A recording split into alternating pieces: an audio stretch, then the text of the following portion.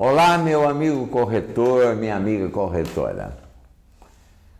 No último vídeo, comecei a falar sobre a usucapião. Muitas perguntas, muitas dúvidas, muitos questionamentos. Vai ser motivo, inclusive, de agora, próximo dia 14 de dezembro, a uma palestra aos corretores aqui da cidade de Caraguatatuba sobre este tema. Mas, como este vídeo vai além das fronteiras, a beleza do YouTube, a democratização da informação, do conhecimento, vou continuar falando sobre o assunto, porque é muita dúvida, muito questionamento, coisas que o corretor deve saber na hora que for vender um imóvel que é de posse. O comprador deve e tem que ter o conhecimento de que está comprando um imóvel de posse. Que esse imóvel não vai ser levado a registro na matrícula no cartório de registro de imóveis.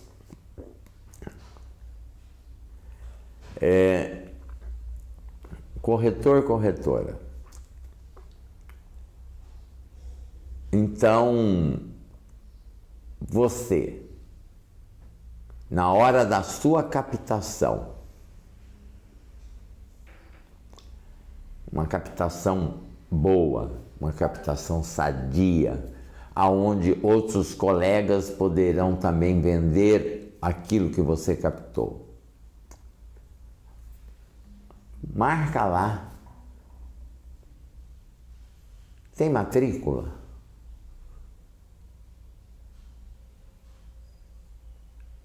Não. É de posse? É. A posse é boa. Como que eu sei quando a posse é boa? Bem, as pessoas que estão no imóvel há mais de 15 anos, comprovadamente, há mais de 15 anos, estes têm direito a usucapião. Atende sim, nós já chegamos lá. Esse usucapião nós chamamos de usucapião extraordinário. De extraordinário não tem nada. Esse usucapião, quanto mais tempo a pessoa tem, menos documento se exige. Então veja você, corretor, corretora, que no usucapião extraordinário, 15 anos atrás, a pessoa invadiu. Acabei de me lembrar de uma cliente, uma senhorinha, 82 anos, com uma propriedade bonita de frente para o mar. Me consultou para fazer o usucapião de um imóvel que fazia fundos ao imóvel dela, e ela falou assim: não, eu invadi o imóvel fazem 22 anos. Até na época o doutor Tal, que já faleceu, um amigo, me recomendou que eu fizesse uma declaração no cartório de notas. O documento é esse. Eu falei, mas a senhora nem precisava mais desse documento depois de tantos anos, mas que ótimo que a senhora fez. Veja, você pode ir ao cartório de notas e fazer uma declaração, né? Pedir para fazer uma declaração de posse. Então veja, como ela disse e como eu estou dizendo, a pessoa invade a área. Ele é um invasor à área. Depois de 15 anos, ele agindo como dono fosse, cuidando do imóvel, fez ligação de água, fez ligação de gosto, fez muro ou cercou, ajudou a pessoa do lado a fazer, ou cedeu água para a pessoa do lado construir um imóvel. Depois de 15 anos, ele passa a ser e ter o direito a usufruir. Ele deixa de ser a má-fé, deixa de existir a má-fé da invasão e passa a ter a boa-fé. 15 anos, ele precisa estar no imóvel? Não. Ele precisa ter um único imóvel? Não. Então veja, entrei no terreno, no lote, na área há mais de 15 anos, na zona urbana. Posso usufruir? Pode. Ah, mas eu tenho mais imóveis. Não tem problema. Ah, eu não moro no local. Não tem problema. Desde que ele prove que age como o dono fosse. Tem documentação sobre o seu direito de possuidor. Agora, se ele mora no local ou se ele usa comercialmente aquele imóvel, o tempo cai para 10 anos. E veja, colega corretor, corretora, para esse tipo de usucapião, o extraordinário, ele não precisa ter justo título. Ele não precisa ter comprovante de que comprou, de que... nada. Esse é o caso do invasor mesmo. Aquele que invadiu o imóvel. Ok? Esse é o extraordinário. Agora, vamos para o usucapião ordinário. Este, menos tempo, vai exigir um pouquinho mais de documento. Que documento? O justo título. O que vem a ser o justo título? Um documento de compra e venda.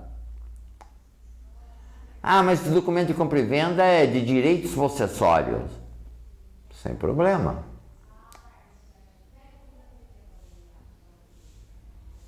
Ele, para entrar naquele imóvel, ele, para exercer a posse naquele imóvel, ele, para construir naquele imóvel, ou ele, para deter aquele imóvel, ele comprou através de um contrato particular de compra e venda, através de um compromisso de compra e venda, através de uma promessa de compra e venda.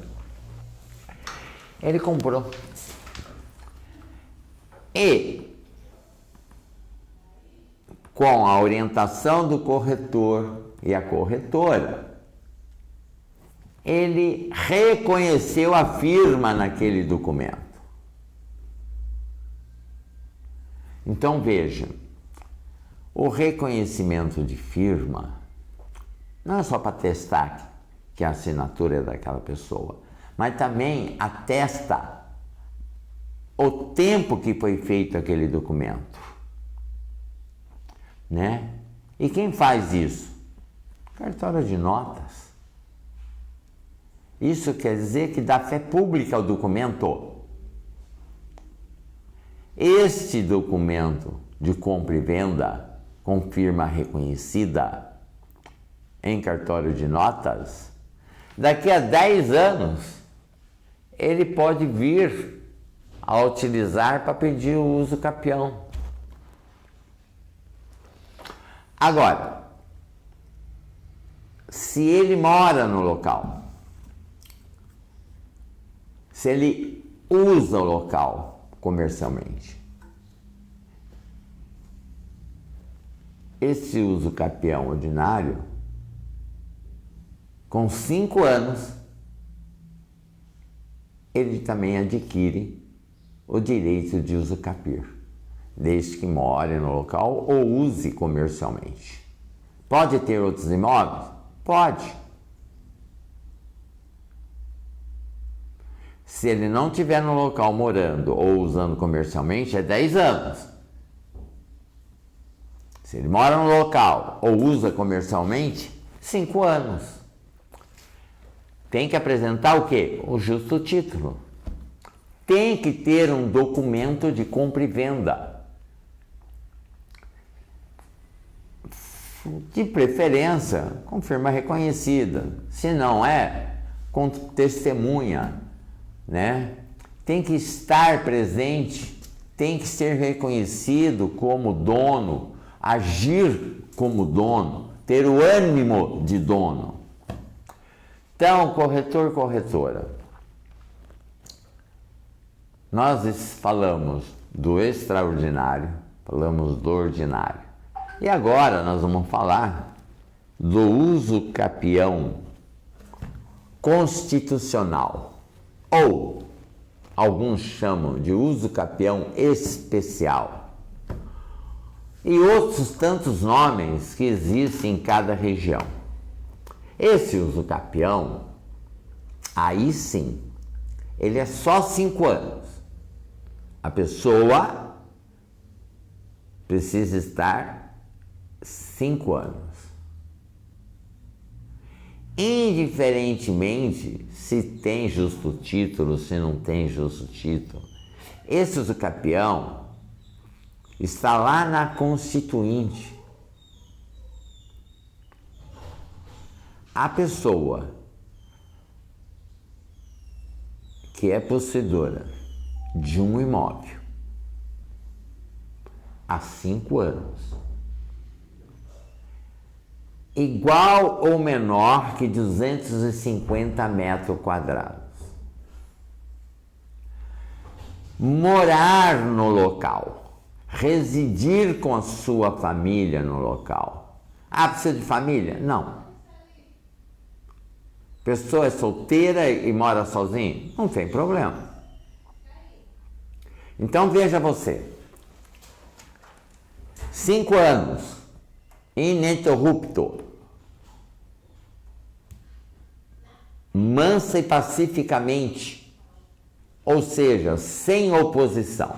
Então nós temos 5 anos, sem oposição, mansa e pacificamente, morar no local e este imóvel sendo menor que 250 metros quadrados.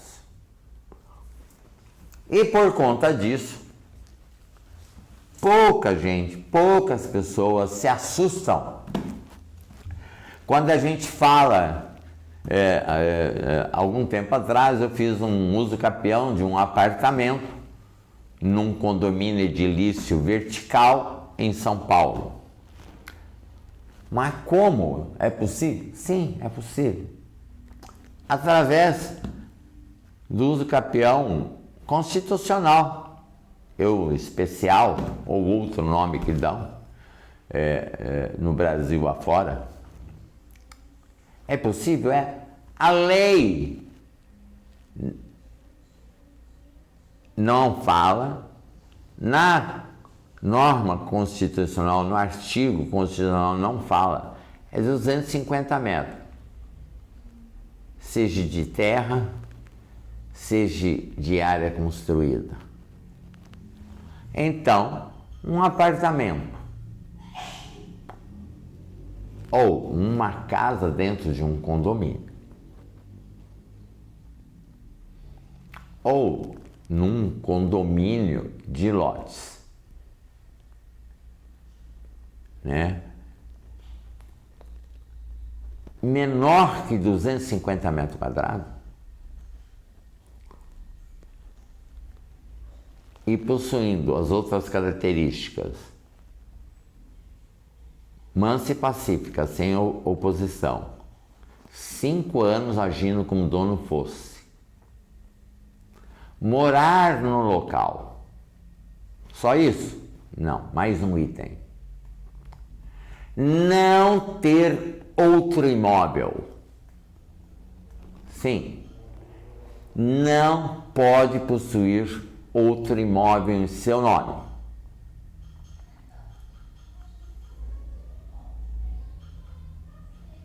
Não pode ter, evidentemente, ação judicial de alguém querendo ou requerendo, e aí seria oposição, esse imóvel. Então veja, corretor e corretora, esse usucapião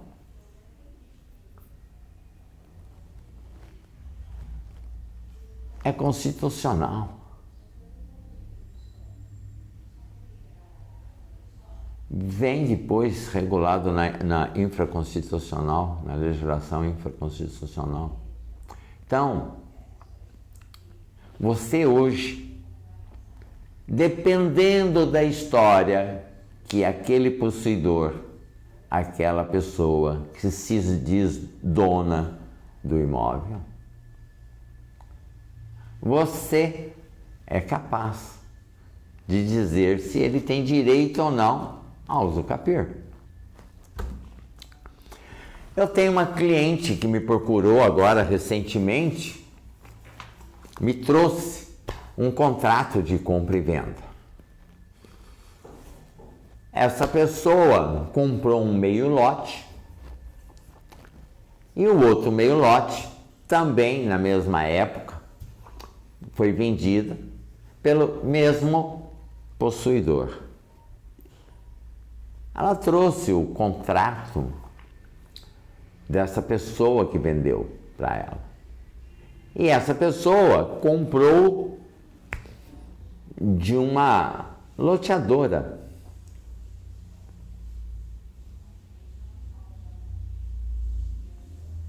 Comprou, na verdade, na pessoa física proprietária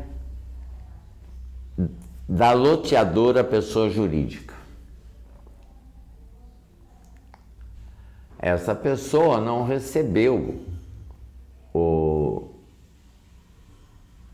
a escritura, um contrato. Alguns chamam isso de contrato de gaveta. Ele se viu apertado e vendeu o lote. Na região pode ter meio lote. Vendeu meio lote para a minha cliente e meio lote para outra pessoa. Estive com a advogada dessa pessoa. Detalhe. Pedi à minha cliente que trouxesse a certidão. Nesse contrato era mencionada a matrícula. Que tivesse a certidão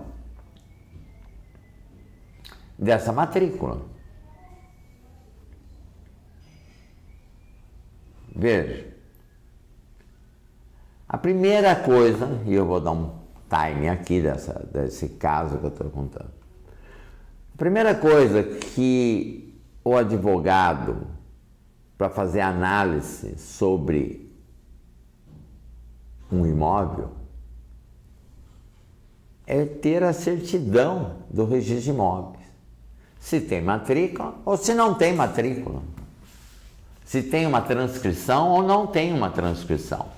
Porque lá no registro de imóveis vão te dar a certidão referente àquele local, àquela área, aquelas indicações que você pedir a certidão.